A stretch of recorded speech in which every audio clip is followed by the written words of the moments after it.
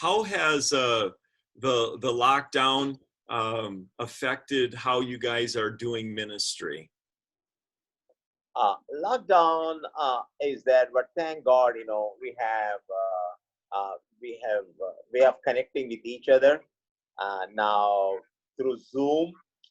Earlier, when we didn't know much about Zoom, we did it on FaceTime and then Facebook. Now we are doing through Zoom, and our situation is like this. We have advised our people, everybody have come on Zoom.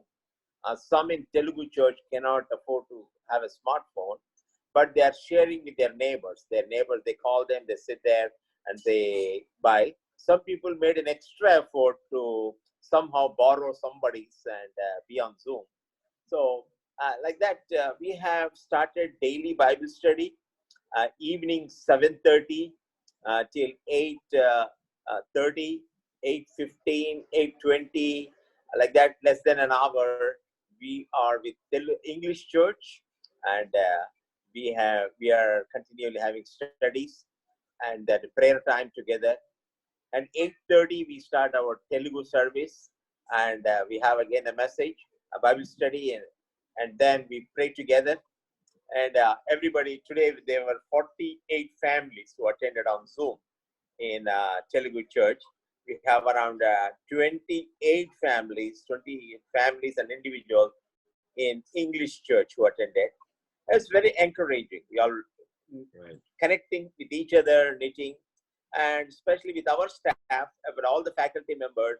We are having every day, Monday to Friday these days, every day morning, 10:30 till 12 o'clock, noon time, we are having Bible study or trying to study something, read something, and pray collectively for this thing. So this is a very interesting time because every day we are meeting people. I don't know.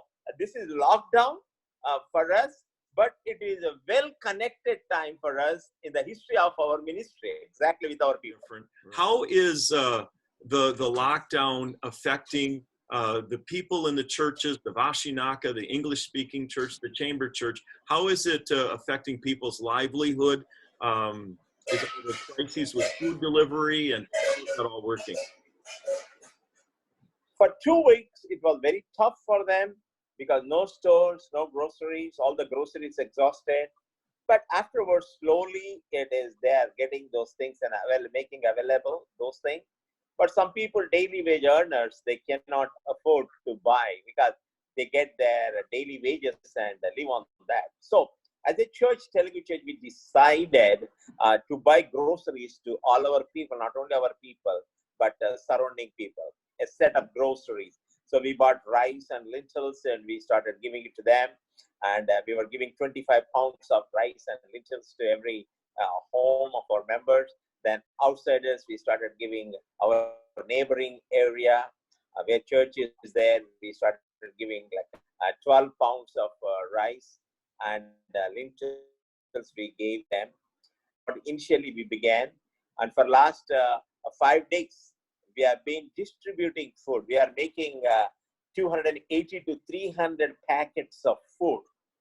They're packing and taking that one to the poor people who are on the street. For example, some people came from outstation on their trucks.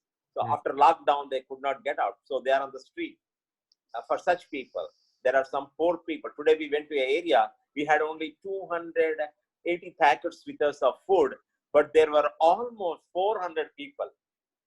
Only two, we could give only 280, but we saw another, group of people. We said, we are sorry, we are exhausted, and we are planning to take them tomorrow. So the thing itself changed so much, and but to answer your question straight, it has affected many people, but by God's grace, our people are being taken care, and we are trying to work with our people, and we are also trying to help the people in the community and the needy people.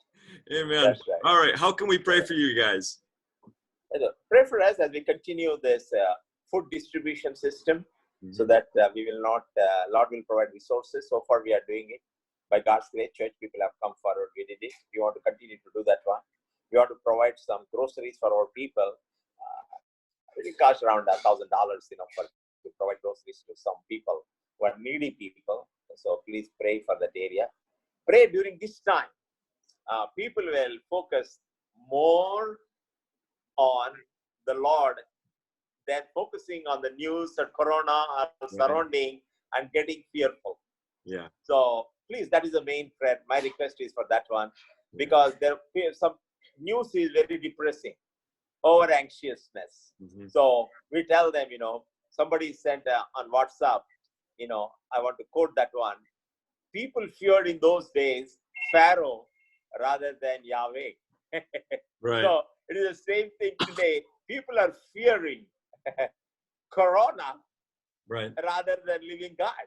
So Right. He is sovereign God. Amen. So our desire and prayer is that instead of focusing on this thing, we'll focus our attention on sovereign God, who is in whose hands is life and death.